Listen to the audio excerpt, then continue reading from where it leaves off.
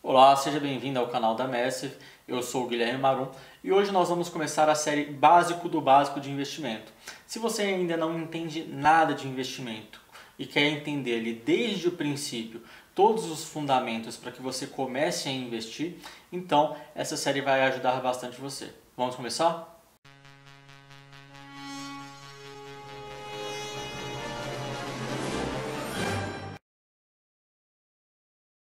Bom, primeiramente, nós vamos começar aqui com alguns conceitos de economia. Então, nosso primeiro conceito é que a necessidade de escolha entre duas ou mais opções é chamada de trade-off.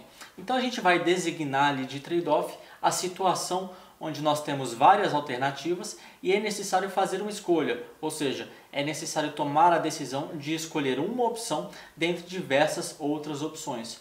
Com certeza você enfrenta trade-offs diariamente, toda vez que você precisa ali se deparar com a escolha em determinada situação que você tem várias alternativas possíveis. Bom, o principal trade-off na economia é que a partir da renda, um consumidor qualquer, uma pessoa, um indivíduo, ele vai se defrontar ali com a oportunidade de consumir o dinheiro da renda ou de poupar. Então, a gente considera que essas duas situações, o consumo e a poupança, sendo que a renda pode ser destinada parcialmente para um e para outro, ou somente ali para o consumo, como acontece na maioria das vezes. Mas aqui em economia a gente vai considerar o caso em que é possível alocar parte da renda no consumo e uma outra parte da renda na poupança, sendo que em poupança aqui a gente não está falando de um investimento específico, simplesmente do ato de poupar, ou seja, do ato de guardar dinheiro. E a gente vai ver mais tarde que guardar dinheiro vai implicar ali também no fato de existir uma rentabilidade que é exigida para qualquer investidor. Bom, a opção que se abre mão é chamada de custo de oportunidade. Então, ao se defrontar ali com várias alternativas e tomar uma decisão por apenas uma alternativa, a gente deixa de ter todas as outras alternativas não escolhidas. Então, aquilo que a gente abre mão em função de apenas uma decisão é o que a gente chama de custo de oportunidade. Por exemplo, toda vez que a gente consome toda a nossa renda, nosso custo de oportunidade vai ser o quê? A poupança. Lembrando aqui que a poupança ela é vista também como uma renda que a gente vai ter, uma parte da renda que a gente guarda hoje e que representa um consumo no futuro. Então, toda vez que a gente abre mão de poupar para consumir toda a nossa renda, ou seja, para ter um consumo imediato, a gente abre mão também de um consumo futuro e principalmente a gente abre mão de uma rentabilidade, da rentabilidade que a gente poderia obter se a gente investisse essa parte da renda poupada na taxa básica de juros da economia. E é exatamente esse o custo de oportunidade de deixar dinheiro parado. Provavelmente você já viu alguém falando que o ruim de deixar dinheiro parado é que você não vai ter a rentabilidade da poupança, daquele instrumento financeiro bancário que dá ali uma rentabilidade mensal. No entanto, o custo de oportunidade, aquilo que você deixa de receber, na verdade, é a taxa de juros básica de economia, que é o que a gente vai ver agora, que representa de fato o custo de oportunidade do dinheiro. Bom, para a gente entender o que é a taxa básica de juros de uma economia, a gente vai aqui brevemente falar sobre os ciclos econômicos. Então aqui nesse eixo nós temos o PIB de um país, que vai representar ali a produção ou de outro modo a renda do país ao longo do tempo. Então, o nosso PIB ele vai se comportar aqui de forma cíclica. Uma hora o PIB está muito alto, outras horas o PIB vai estar muito baixo. A gente tem um efeito aqui em que quando o PIB está muito alto, ou seja, a produção está muito elevada, acontece que a gente geralmente vai ter uma inflação alta e um desemprego baixo. De outro modo, quando a economia está muito desacelerada, a gente vai ter o oposto, uma inflação baixa e um desemprego alto. Isso é conhecido como a relação de Phillips e é um trade-off natural da economia. O que acontece é que os formuladores de política econômica eles vão querer que a economia se comporte de uma maneira mais estável, ou seja, aqui próximo dessa linha azul, nem muito de uma forma muito exagerada, ou seja, aqui seria um boom da economia, o que não é muito sustentável, e nem de uma forma aqui recessiva, quando a economia já caiu demais e a produção precisa ser incentivada. Então, para que isso seja corrigido e tenha um comportamento mais estável, os formuladores de políticas econômicas vão tentar estabilizar estes ciclos. E o principal mecanismo de estabilização aqui desses ciclos, ele vem do Banco Central, que tenta principalmente corrigir a inflação por meio de uma meta para a inflação, ou seja, existe uma meta ali para a inflação, um valor para a inflação que o Banco Central tenta perseguir. De que forma o Banco Central vai tentar fazer com que esses ciclos sejam mais estáveis? Você provavelmente já ouviu falar aqui na taxa Selic. A taxa Selic vai ser o nosso verdadeiro custo de oportunidade, ou seja, toda vez que você deixa dinheiro parado, você deixa de ganhar também a taxa Selic, que representa o nosso custo de oportunidade, porque ele representa a taxa com menos risco da economia. É muito comum as pessoas falarem que a poupança, é aquele investimento que você tem ali no banco, não tem risco. No entanto, se o banco quebrar, pode ser que você perca aí parte do patrimônio alocado na poupança. E se você pensar também que a taxa Selic, ela vem de um instrumento financeiro, de um investimento ali que você faz no governo, você pode simplesmente comparar que o fato de que o governo é bem maior e tem muito mais alternativas para pagar uma dívida é comparativamente menos arriscado do que um banco, que pode vir a quebrar, por exemplo, e fazer com que os investidores percam o que está ali na poupança. Vamos voltar aqui para a Selic e entender exatamente a função dela na economia. Bom, o Banco Central ele pode determinar dois tipos de política, que é o que a gente chama de política monetária, que vai alterar a quantidade de moeda na economia. Então, quando a economia teve uma expansão muito grande, de tal forma que ela gerou aqui muita inflação, às vezes o Banco Central ele pode optar por uma política monetária contracionista, ou seja, vamos desacelerar um pouco a economia de tal forma que ela venha para um patamar aqui mais estável e sustentável. E a gente pode ter também uma política monetária expansionista. Quando a economia já caiu muito, o Banco Central pode tentar estimular a economia para que ela venha aqui também para um patamar mais estável. De que forma exatamente isso vai acontecer? O Banco Central, na verdade, ele determina uma meta para a Selic, que é a nossa taxa básica de juros da economia.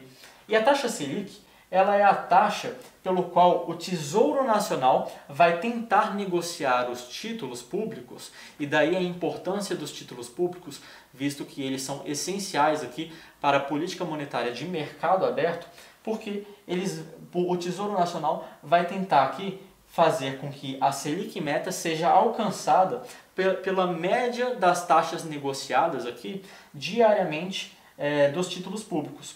Então, como é que vai acontecer aqui se a política monetária for contracionista? Ou seja, se o Banco Central quer que a atividade econômica se reduza um pouco. Bom, vamos considerar aqui o trade-off entre consumo e poupança.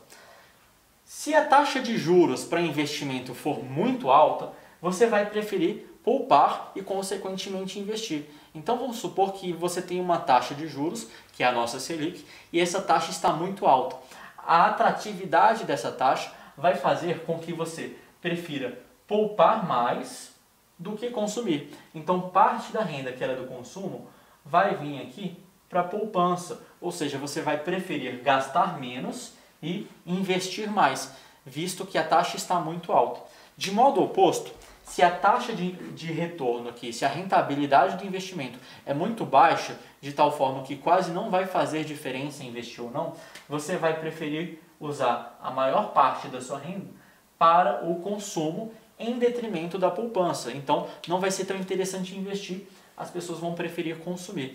Então, o governo nada mais vai fazer, os formuladores de política econômica nada mais vão fazer do que tentar direcionar aqui a renda da população ou para o consumo ou para a poupança. Então, a política monetária contracionista, ou seja, que visa desacelerar a economia, vai fazer com que as pessoas consumam menos. Ao consumir menos, a economia volta aqui para um patamar mais sustentável.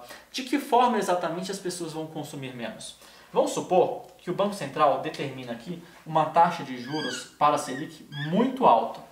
Se a taxa de juros está muito alta, isso vai fazer com que as pessoas não queiram consumir tanto quanto antes. Elas vão preferir fazer o quê?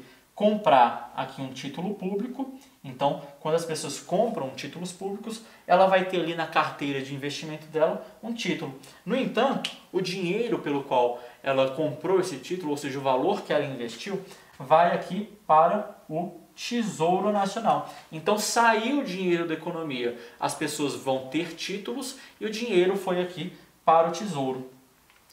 Até o vencimento desse título, quando o dinheiro retorna aqui para o investidor.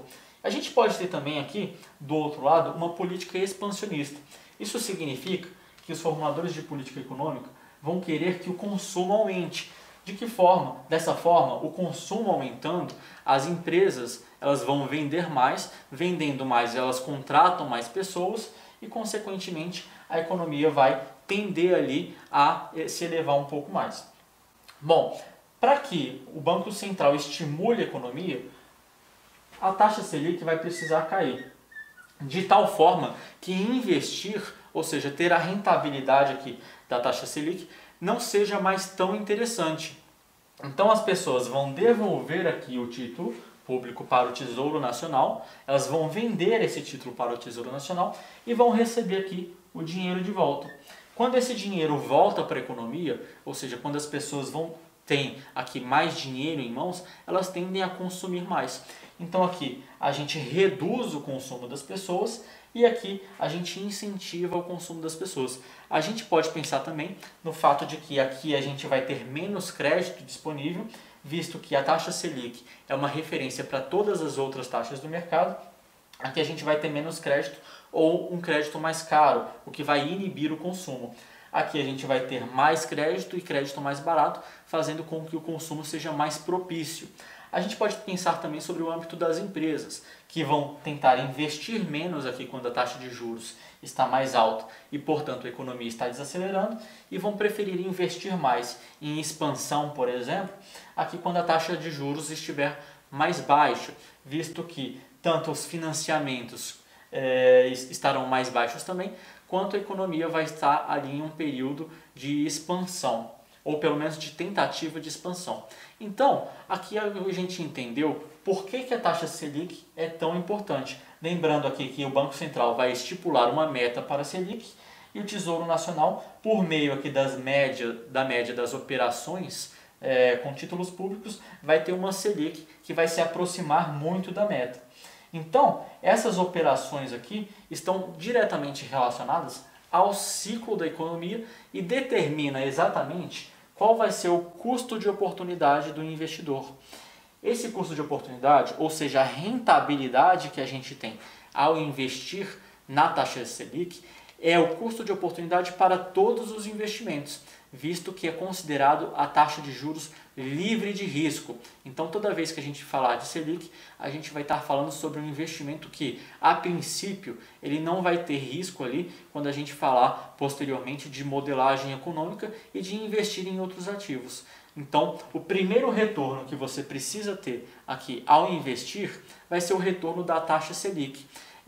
Considerando que você pode ter a rentabilidade ou o retorno da Selic sem risco nenhum, então você agora entende que esse é o menor retorno que você vai exigir para qualquer investimento, visto que não faz muito sentido você investir, por exemplo, em um ativo mais arriscado, como ações, por exemplo, para receber uma taxa inferior à taxa Selic. A taxa Selic agora, então, é o mínimo que você aceita receber em qualquer investimento. Seja um investimento em renda fixa, que nós vamos definir posteriormente, seja um investimento ali em ações, não interessa. Qualquer tipo de investimento agora precisa te remunerar pela taxa Selic, visto que você pode investir diretamente aqui em títulos públicos e obter exatamente essa taxa.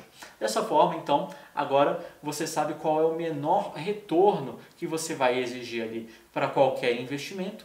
Você entende aqui o conceito de custo de oportunidade, Ou seja, aqui a gente falou do custo de oportunidade do dinheiro. Então, todo dinheiro que não é investido vai deixar de ter uma rentabilidade igual à taxa Selic. Então, esse aqui é o primeiro passo para que você entenda um pouco mais de investimento. Bom, se você gostou da aula, por favor, curta. Se você quer acompanhar aqui o nosso canal, se inscreva no nosso canal. E se ficou alguma dúvida ou você gostaria de fazer algum comentário ou sugestão, por favor, comente aqui abaixo também. Obrigado.